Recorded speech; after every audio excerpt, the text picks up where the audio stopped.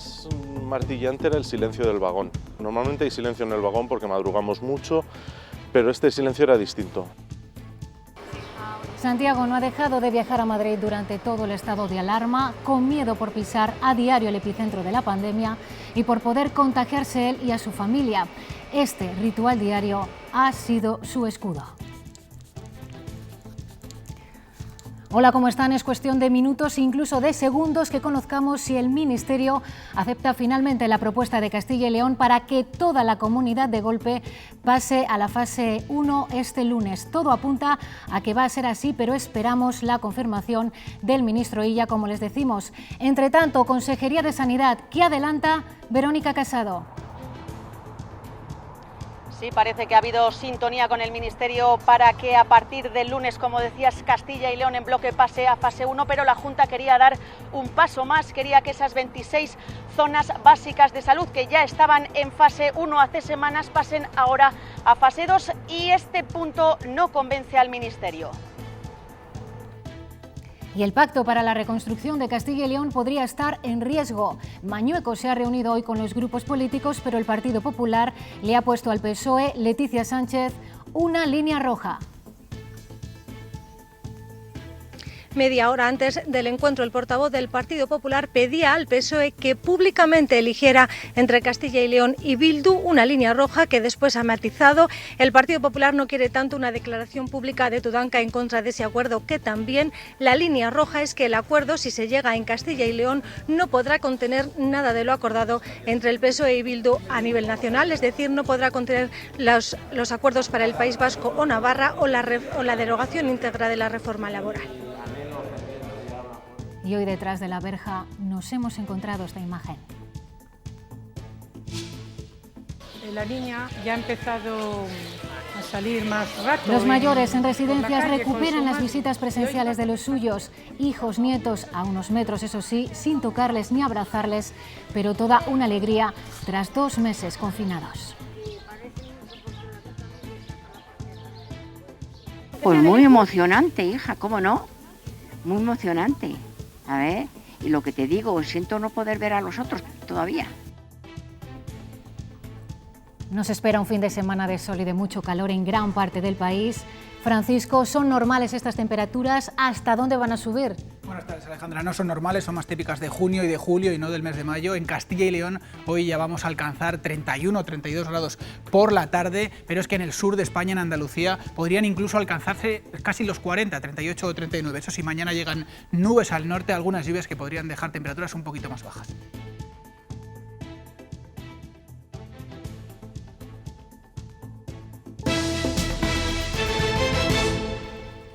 Bueno, pues como les decíamos hace tan solo unos minutos, estábamos muy pendientes de la comparecencia del ministro Illa para confirmar qué territorios cambiaban de fase, avanzaban en la desescalada a partir del lunes, y ya les podemos confirmar en estos momentos que a partir del lunes toda la comunidad de Castilla y León pasa de fase. Vamos a ver si es posible conectar en directo con la señal del Consejo de Ministros de esa rueda de prensa posterior para escuchar a Salvador Illa. Ellos habitan unos casi 10 millones de habitantes, un 20% de la población. Estas medidas son de aplicación en todos estos municipios, que en aquellas zonas en que están en fase 0 y 1, las que están en fase 2, estas medidas ya, digamos, son innecesarias porque la fase 2 ya contempla incluso mayores medidas de alivio, y básicamente en estos municipios se eliminan las franjas que hasta ahora venían rigiendo determinadas actividades físicas y de paseo, y por tanto ya no hará falta respetar estas franjas, quedará en libertad para poder pasear a los que se quiera, y también se elimina la restricción de tener que los niños menos de 14 años tener que efectuar sus paseos con un adulto. Pueden efectuar sus paseos con todos los convivientes que habiten en la misma unidad familiar. Se podrá también autorizar mercados al aire libre o de venta no sedentaria en la vía pública. Primer titular que nos acaba de dejar el ministro de Sanidad: toda la comunidad de Castilla y León, las 9 provincias pasarán el próximo lunes a fase 1, avanzarán de fase. Pero también hay otro titular, Álvaro Elúa, Moncloa. ¿Qué sucede con esas 26 zonas básicas de salud que la Junta proponía para que avanzaran de fase a la fase 2, estaban ya en la 1, habían pasado a esa fase el 11 de mayo. ¿Qué sucede con esas 26 zonas básicas de salud? Pues varios titulares. Castilla y León está al completo en fase 1, aunque el gobierno autonómico solicitó el pase a la siguiente fase de la desescalada de los territorios que avanzaron hace 15 días, que por lo tanto no van a avanzar. El gobierno central no ve sentido a que en las siguientes fases no se avance teniendo como criterio territorial la provincia. Por lo tanto, la noticia a esta hora es esta: Castilla y León, Madrid y el área metropolitana de Barcelona avanzan en la desescalada, entran por lo tanto a partir del lunes en fase 1. Gracias, Álvaro. Pues la comparecencia del ministro Illa ha sido totalmente improvisada. Se ha decidido en el último momento y la prueba de eso es que a esta misma hora estaba previsto que se reuniera telemáticamente Illa con la consejera de Sanidad de Castilla y León para rematar el análisis de la propuesta de cambio de fase. Ana Rayaces, la consejera, que no tenía previsto comparecer a estas horas, ha salido a atender a los medios. No ha dicho nada del cambio de fase, pero sí que ha confirmado que en la reunión de ayer afloraban algunas discrepancias con el Ministerio, que ahora, a la luz de lo que va a suceder con esas 26 zonas básicas de salud, ya entendemos por qué. Sí, esta comparecencia, como la del ministro, también ha sido improvisada y muestra de ella es que el propio ministro de Sanidad ha llamado por teléfono a la consejera de Sanidad en plena rueda de prensa, suponemos para comunicarle la decisión final que nosotros también acabamos de conocer. Como decías, ayer se reunieron y aunque no hubo tensión, sí que hubo diferencias. En el objetivo, el Gobierno central veía con buenos ojos que toda Castilla y León pasara en bloque a fase 1, como finalmente va a pasar, pero no convencía esa idea de que las 26 zonas básicas de salud, que ya estaban desde hace semanas en fase 1, pasarán a fase 2. De hecho, eso no va a pasar. Esa doble velocidad dentro de una misma provincia no convencía al Ministerio.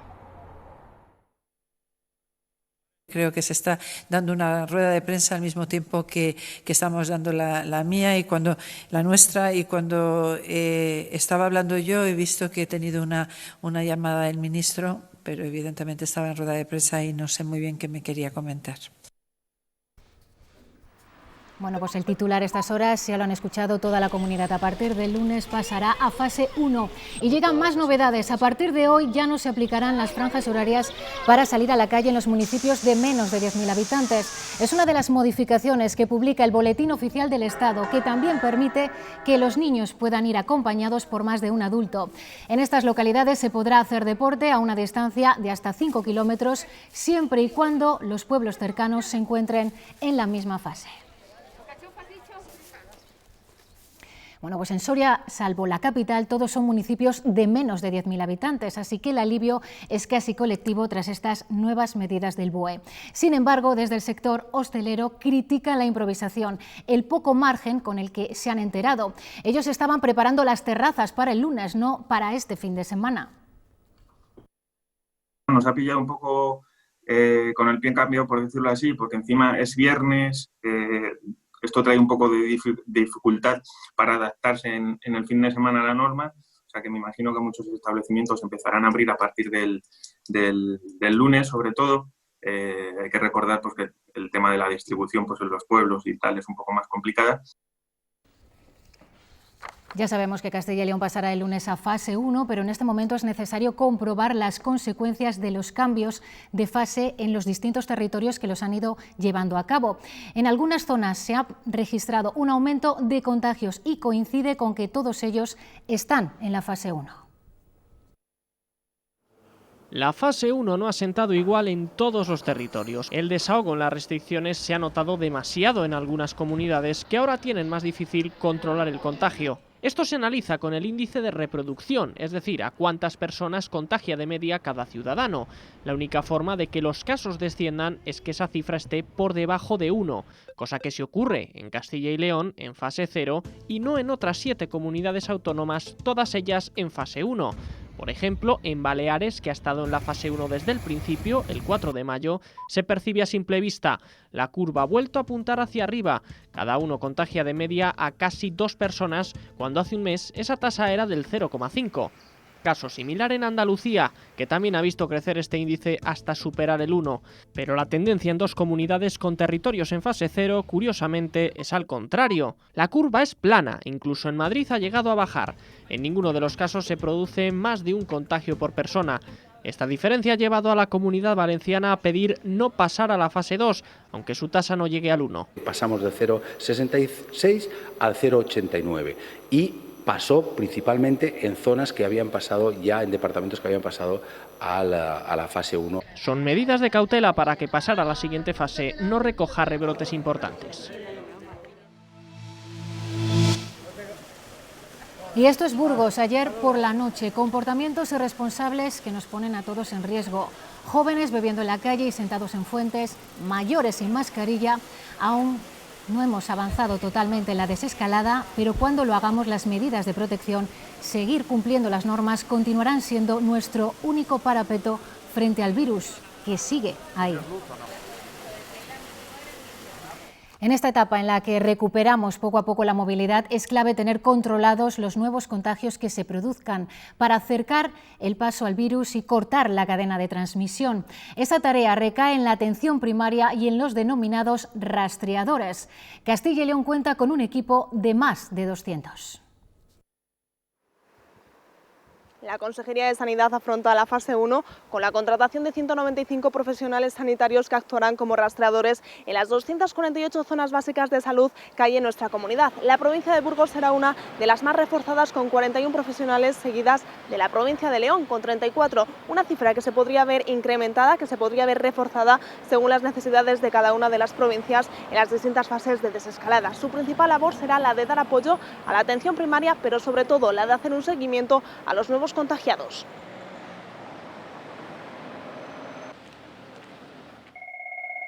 El momento que llaman por teléfono y hay sintomatología, empieza el rastreo. Los conocemos como rastreadores del coronavirus, oficialmente llamados responsables de vigilancia epidemiológica. Su misión en la desescalada es frenar la cadena de transmisión. Requiere mucho tiempo de investigación, es que es mucho teléfono, marcar las fechas de los contactos y de inicio de los síntomas. Y sobre todo localizar el caso índice, el primero que ha podido ser el contacto, el que les ha contagiado a todos. Hay que ser rápidos porque el contagio es exponencial. Imaginemos un caso hipotético, una madre de familia con síntomas que tendrá que hacerse una prueba de diagnóstico en menos de 24 horas, aislarse 14 días con su marido y su hijo, pero este a su vez se ha reunido con 10 amigos que también tendrán que aislarse y así se va ampliando el abanico de contactos. Si el hijo ha salido negativo, los amigos ya quedan fuera. Si el hijo hubiera sido positivo, a los contactos habría que hacerles, porque si no, no acabaríamos, porque estos contactos tendrían otros contactos. Si la gente no te dice la verdad, es muy difícil de controlar. Vale, ahora necesito que me digas los contactos estrechos que hayas podido tener. ¿Y a qué llamamos contacto estrecho? 15 minutos de estar con una persona y menos de 2 metros sin protección. Su tarea se complica en grandes ciudades si alguno de los contactos ha viajado en transporte público, pero sobre todo lo que dificulta el trabajo de los rastreadores es que alguien se salte el aislamiento necesario. Esta semana la Consejería de Familia anunciaba una desescalada interna para las residencias sin casos de coronavirus. En muchos centros los mayores han vivido un doble confinamiento, sin salir siquiera de su habitación. Hemos visitado una residencia en La Cistérniga, en la provincia de Valladolid, donde no ha habido ningún positivo y los mayores ya han podido ver a sus familias. En este cumpleaños, Ángeles no ha podido felicitar a su hijo con un abrazo. No te quedará fría ahí. Pero al menos le ha sonreído con los ojos. En mi cumpleaños, y después de 100 días que llevamos así, pues por lo menos ahora tenemos la posibilidad de podernos ver a través de la valla. Tengo aquí a tu madre. Josefa y Ernesto siguen haciéndolo a través de una pantalla. Todas las familias han aprendido a hacer videollamadas grupales, lo de las reuniones por Zoom, o todas estas cosas que a ellos intentamos que el día sea más llevadero. Han sido el bálsamo contra la soledad del encierro. El 10 de marzo, esta residencia canceló las visitas. Me puse muy triste y pensando más que en mí, en los de fuera, en mis hijos y en mis nietos. Abuela, ¿qué has comido? Por lo menos les ves que están viendo lo mismo que por teléfono, que no lo ves, sí que alivia bastante. Yo iba con el patinete, mira, a una velocidad. Mina le cuenta a su madre las novedades de su bisnieta. También le cuento, pues mira, me he encontrado con con la mujer del primo Gerardo, me ha dicho que sus nietos están bien. A una distancia segura en la que todavía duele no besar ni acariciar. El día que viene no se puede besar, mira, empecé a llorar. Y dice a Teresa, pero Magdalena, ¿qué te pasa? Digo, que no puedo callarme, que estoy llorando mucho porque no se puede besar. Con la paciencia que dan las arrugas y entre música y bailes guardan esos besos para cuando la primavera no tenga valla.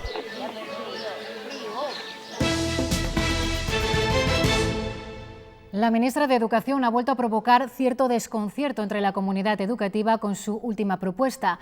Celaá propone usar gimnasios y bibliotecas como aulas. La ministra de Educación plantea que el mayor número de alumnos posible estudie de manera presencial el próximo curso. La enseñanza presencial es precisamente la que compensa las desigualdades de origen, la que permite la conexión y la interacción entre el profesor y el alumno. Para ello defiende aprovechar todos los espacios físicos de los centros escolares y no solo las aulas.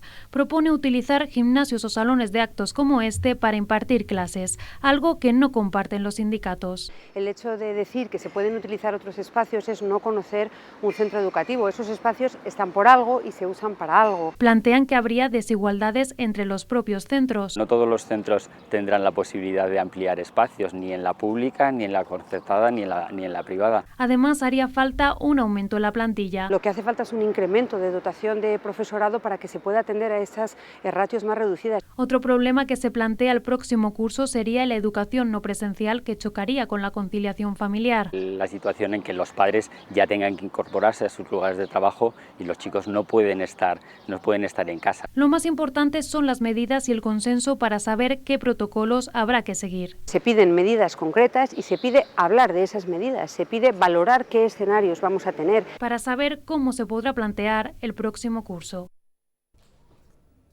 Las facilidades que muchos ayuntamientos están dando para que cuando la fase lo permita se puedan abrir terrazas está animando a muchos hosteleros que no tenían a sacar sus mesas a la calle. En Burgos, por ejemplo, el ayuntamiento ha recibido un centenar de solicitudes nuevas de quienes quieren ampliar espacio o instalarlas por primera vez.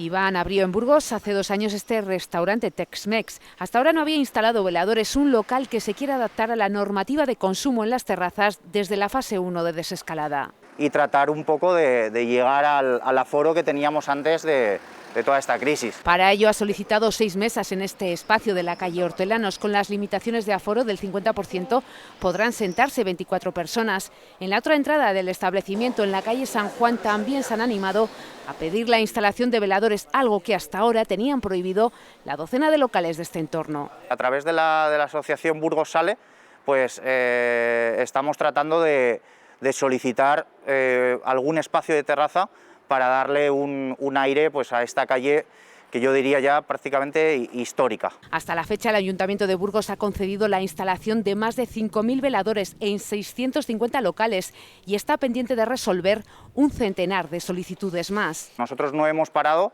estamos trabajando a domicilio, pero estamos ansiosos de que abran todos los bares, de que se llenen y que podamos volver a ver a nuestros clientes en los locales y en la calle San Juan. El Ayuntamiento se compromete a dar pasos para exonerar a los hosteleros de pagar la tasa. El Corte Inglés de León, que ha mantenido abiertos sus supermercados desde el inicio del estado de alarma, reabre ahora también su planta baja, pero con una superficie limitada. Artículos de diversas secciones se reúnen en los 400 metros cuadrados que permite las fases 0 y la 1 de desescalada. Sin embargo, los gimnasios continúan con sus puertas cerradas a la espera de noticias. Este de Soria está trasladando las máquinas a un pabellón para ganar espacio, aunque de momento la normativa no atiende a razones de aforo y no abrirá en la fase 1. Solo se les permite retomar la actividad con un único cliente por entrenador, algo que ven inviable. El colectivo considera ambiguas las medidas del Gobierno y pide más flexibilidad. Espero que abran un poco la mano y permitan pues lo que se viene comentando a lo mejor para la fase 3, ¿no? Que sea un 30% del aforo, que eso me parece bien, pero claro, no una persona o 2 personas. Es que con 1 o 2 personas no podemos trabajar.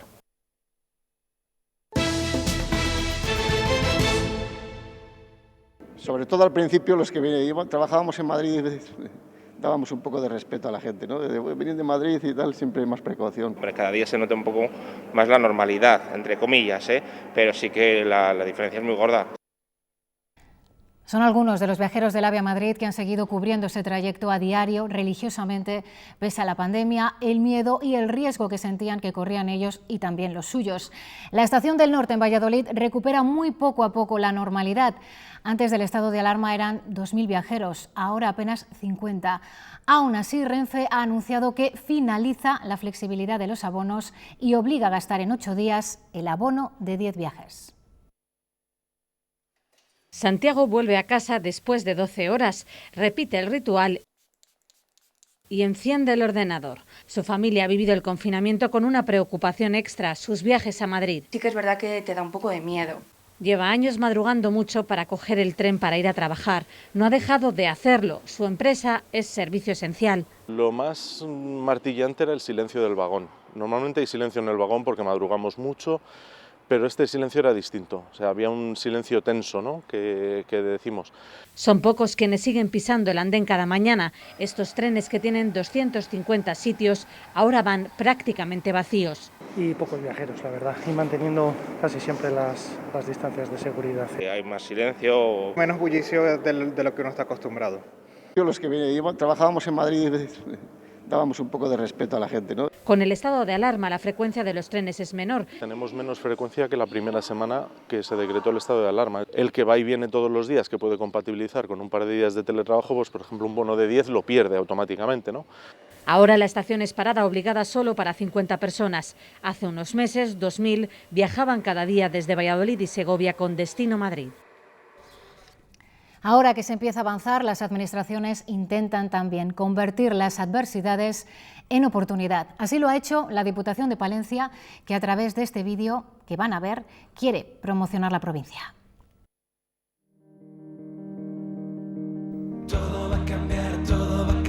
Se va a difundir a nivel nacional, tratan de mostrar que hay otras formas de vivir, que frente a las grandes superpoblaciones hay lugares donde se puede disfrutar del aire fresco, de la convivencia, lugares perfectos para disfrutar de las pequeñas cosas. Son pocos, pero ya hay algunos destellos de movimientos en el sector del turismo. Salamanca ha sido la primera en dar cifras de reservas con las que ahora mismo cuenta para este verano. Cifras muy pequeñas para lo que es esta ciudad, pero que espera que vayan aumentando. Salamanca sigue siendo uno de los destinos de interior preferidos por los turistas. Así lo atestiguan las cifras que ha hecho públicas el Ayuntamiento de Salamanca. Después de las semanas de confinamiento, los establecimientos hosteleros de Salamanca vuelven a tener reservas. Tal es así que estas reservas son del 10% para el mes de julio, cifra que sube hasta el 18% en el mes de agosto y hasta el 25% en el mes de septiembre. No obstante, los hosteleros de Salamanca piden cautela con estas cifras que invitan a la esperanza. Bueno, yo creo que todo es posible. No obstante, debemos tratar este tema con cierta prudencia porque no dejan de ser previsiones.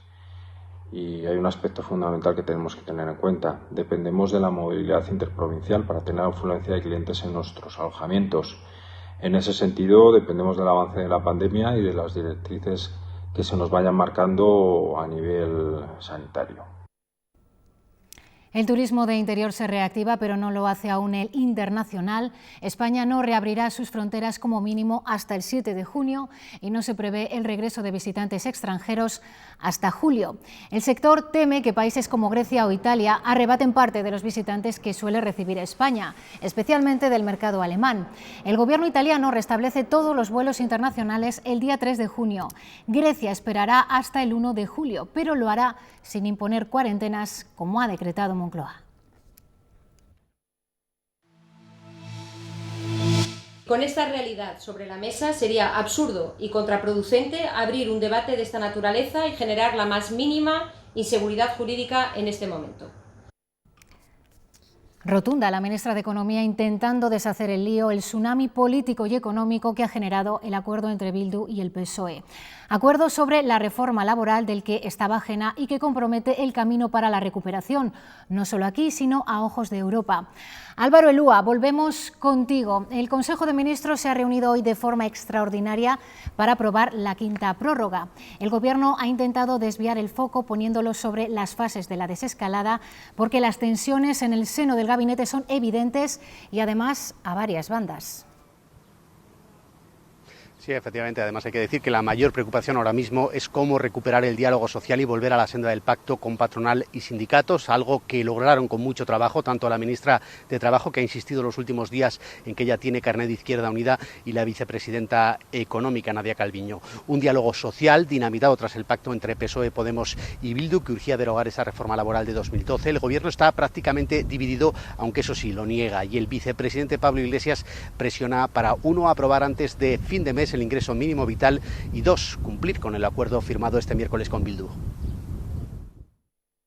Puede haber distintas sensibilidades en relación con distintas materias, pero este es un gobierno en el que vamos todos a una y en el que lo fundamental, lo importante, es que seamos capaces entre todos de superar ahora esta crisis sanitaria, hacer la reconstrucción económica y continuar con nuestro acuerdo programático que tenía y que tiene dosis de esperanza y sobre todo de bienestar para el conjunto de la ciudadanía. Es un mero trámite, Consejo de Ministros extraordinario para la publicación mañana en el BOE de la quinta prórroga, pero con marejada de fondo. Pedro Sánchez reúne a un gabinete más dividido que nunca por el acuerdo firmado por PSOE, Podemos y Bildu. Ante la presión de Pablo Iglesias, la ministra Calviño responde. Los contribuyentes, yo creo, nos pagan por solucionar problemas y no para crearlos. Se da por hecho que Nadia Calviño lideró el movimiento que obligó al PSOE a mandar una matización tan solo horas después de la firma del acuerdo. Matización que no vale para los otros dos firmantes. Ha dicho el vicepresidente del Gobierno, y estamos de acuerdo con él, en que este es el acuerdo que ayer suscribimos y que pacta sunt servanda. Lo que se pacta se cumple. La atención ahora está en Ferraz y en quien firmó el acuerdo a espaldas de gran parte del Ejecutivo. Adriana Lastra, la vicesecretaria del PSOE, guarda silencio, no así algunos varones socialistas. Los gobiernos deben estar sujetos a lo que es el ámbito institucional. Los partidos no pueden vampirizar lo que son las instituciones. Mensaje velado también a Iglesias, que ayer revalidó su liderazgo en Podemos con el 92% de los votos. La formación morada tan solo logró movilizar al 11% de sus inscritos en su plataforma digital. El terremoto político desatado por este acuerdo entre el PSOE y Bildu tiene ahora otra derivada. El pacto para la reconstrucción de Castilla y León, que personalmente habían acordado Mañueco y Tudanca, podría estar en riesgo. Leticia Sánchez, el Partido Popular le exige a Tudanca que enmiende la plana Sánchez y condene el acuerdo con la izquierda Abertzale. ¿Sabemos qué dice el líder socialista? Pues el PSOE, Alejandra, no ha entrado en ese órdago, pero sí que ha dicho que por encima de todo están los intereses de los castellanos y leoneses, y casi a la vez el Partido Popular matizaba, así que la posibilidad de acuerdo sigue adelante. Todos los grupos políticos, todos los partidos políticos con representación en las Cortes van a remitir a la Junta distintas propuestas en cada uno de los 5 ejes acordados por Tudanca y Mañueco la semana pasada. Quieren cerrar algunas medidas concretas de manera rápida. El Partido Popular dice que la línea roja no es tanto la declaración de Tudanca, que se manifieste en contra. La línea roja es que el acuerdo de Castilla y León no podrá contener lo firmado por Bildu y el Partido Socialista. Estas eran las declaraciones que hacían Raúl de la Hoz y la procuradora del PSOE antes de la reunión. O Castilla y León o Bildu.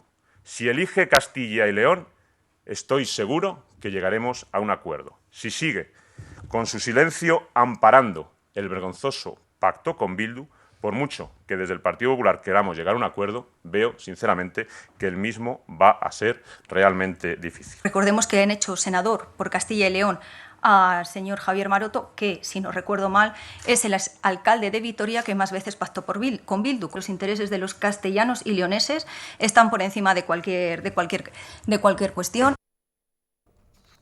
El confinamiento en casa ha hecho que nos asomemos más a las ventanas virtuales. Según el informe Sociedad Digital de Telefónica, el 88,6% de los castellanos y leoneses de entre 16 y 74 años ha accedido a Internet en los últimos 3 meses. Además, más del 44% de la población de la comunidad ha comprado online durante este tiempo, un 9% más que quienes lo hacían el año pasado. Vox se manifestará este sábado prácticamente en toda España contra la gestión del Gobierno. La delegación en Castilla y León, que había prohibido estas manifestaciones a través de sus delegaciones por el riesgo de contagio, respeta ahora la decisión del TSJ de la comunidad que las autoriza. La delegación además añade que garantizará el derecho a manifestarse en esas citas. El tribunal entiende que no es motivo suficiente para prohibirlas y a partir de mañana obviamente lo que hacemos es garantizar el derecho de manifestación de estos ciudadanos siempre ateniéndose a las normas de seguridad y a las propias consideraciones que han establecido los organizadores, unas manifestaciones en vehículo privado y guardando las distancias.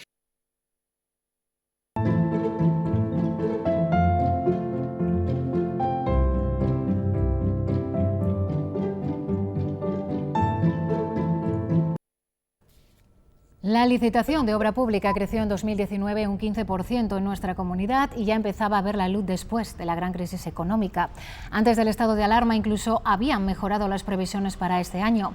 A pesar del impacto de la COVID, las empresas constructoras estaban trabajando con normalidad y el sector se ofrece como un motor de regeneración y de empleo. Ven esta crisis como una oportunidad. Debemos encarar esta crisis que tenemos por delante con la mentalidad decidida de superarla y de superarla con ingenio, de superarla colaborando con quien se pueda colaborar. Buena noticia para Renault en Castilla y León en estos tiempos tan convulsos para la compañía y para su alianza con Nissan. Valladolid ha recibido la autorización para fabricar la versión híbrida enchufable del Captur, que saldrá a la venta el próximo mes de junio. Esto supone un reconocimiento a la capacidad productiva de la planta de Valladolid y del polo industrial castellano y leonés. Este será el primer modelo híbrido enchufable que fabrique el grupo Renault en el mundo. El Megane, fabricado en Palencia, también contará con esta tecnología. Más de 7.000 toneladas de patatas se han quedado en los almacenes de nuestra comunidad. Son las que habitualmente compran bares y restaurantes que al estar cerrados han dejado millones de kilos por vender a los productores. Una de las zonas más afectadas es la de Cuéllar, en la provincia de Segovia. En la comarca de Cuéllar, la COVID-19 ha dejado 1.000 toneladas de patatas como estas en los almacenes, las que consumían bares y restaurantes. Para poder dar la salida, Víctor, uno de los 4 productores afectados, ha iniciado una campaña en redes y se ha lanzado a la venta directa al consumidor. Recuerde, pida patata agria española. Aseguran que la calidad de esta patata es mejor que la que compramos en el supermercado y denuncian que por aspecto y peso no se les permite venderlas en ellos. Lo más triste de todo es que estamos comiendo las patatas de importación. Creo que este producto, si hubiera llegado a los lineales, hubiera tenido un éxito total. Ante la imposibilidad de venderlas, Manuel ha optado por donarlas a una ONG. Teníamos aquí unos 40 o 50.000 kilos que les hemos donado a una asociación Hambre Cero, que precisamente hemos cargado esta mañana. Lo mismo cree que tendrá que hacer Óscar. Si hay personas que se pueden aprovechar de ellas, buena gana de echárselas a los animales. Por lo menos, habrá gente que lo necesite para comer. Cifran sus pérdidas en más de 250.000 euros.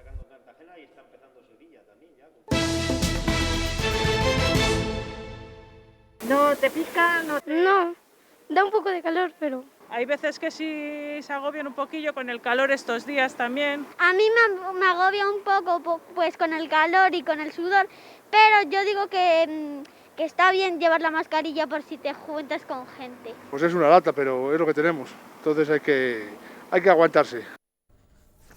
Son algunas de las reacciones de padres e hijos sobre la obligación de que los niños con más de 6 años lleven mascarilla. Sin embargo, algunos pediatras recomiendan que también las usen aquellos que tengan entre 3 y 5 años. Dicen que con utilizar una quirúrgica es suficiente. El patinete, la bici, los juguetes, el accesorio que no se tiene que olvidar a partir de hoy es este, la mascarilla. Con mascarillas infantiles tipo la quirúrgica vamos bien, más pequeñitas para los más pequeños. Y son ellos, los padres, los que se tienen que encargar de recordarles que se la pongan y que se la pongan bien. Que ellos juegan, entonces no lo entiendes, tienes que consensuar con ellos, concienciar a los padres y a los niños. Mi hija siempre se la pone. De hecho, se la ponía cuando no era obligatorio y ahora cuando es obligatorio se la pone también. Es que a veces me agobia un poco y me la quito un poco. No me gusta. Es más cómodo ir sin ella, pero tampoco me molesta tanto. Y más ahora, que las altas temperaturas le hacen más difícil a los pequeños mantener la mascarilla bien colocada. Al principio bien, con el frío sí, pero luego con el calor ya agobia. Con el calor me asfixio. Pero no todos los niños tienen que llevar la cara cubierta con la mascarilla, sobre todo los más pequeños, a los que no se les puede explicar. Un niño por debajo de 3 años le va a incordiar, la va a chupar, la va a babear, entonces no tiene ningún sentido. Los pediatras recomiendan, si es difícil que el niño se ponga la mascarilla, que al menos lleve una pantalla protectora. Poco a poco los museos vuelven también a retomar su actividad. Uno de los que ya ha abierto es la Casa Museo de José Zorrilla en Valladolid. Eso sí, lo hace teniendo en cuenta todas las medidas marcadas por el Gobierno para la desescalada. Entre ellas, la limitación de aforos. Hasta ahora las visitas eran de 20 personas, ahora los grupos son más reducidos. Van a subir grupos de hasta 3 personas, si es que son personas que no se conocen, que no conviven, o hasta 5 personas, si son personas de una unidad familiar o unos amigos que conviven en un piso, lo que sea, gente que convive. Y los horarios, pues en vez de estrictamente cada media hora, pues van a ser cada 3/4 de hora, porque así entre visita y visita tenemos un poquito de tiempo para dar un repaso.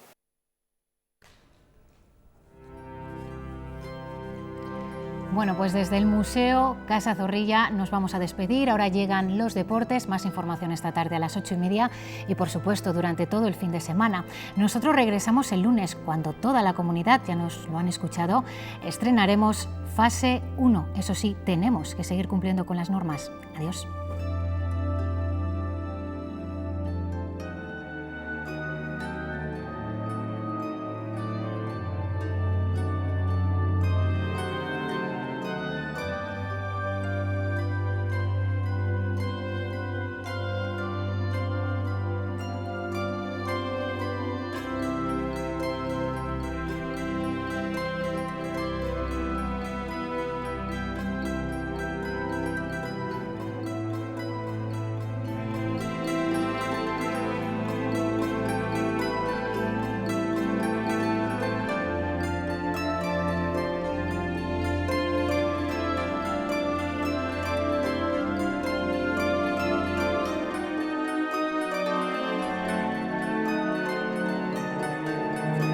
Que esto sea imparable.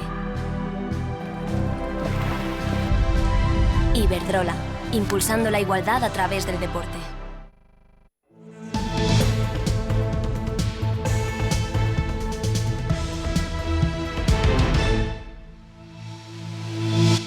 La mayor parte de los clubes de Castilla y León, por no decir todos, se han tenido que acoger a los ERTEs para intentar no evitar, sino tal vez retrasar el hundimiento. Están viendo que esta situación puede suponer un riesgo serio para su desaparición.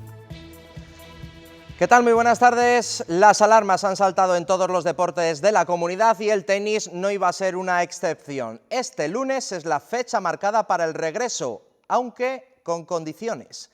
Los tenistas de alto nivel podrán retomar la actividad con total normalidad, 1 contra 1 y en presencia de su entrenador sin límite de horario. Por otra parte, los federados y no federados se tendrán que ceñir a ciertas restricciones. Los clubes de tenis comienzan con los preparativos, que no son pocos, y los gastos, que son muchos.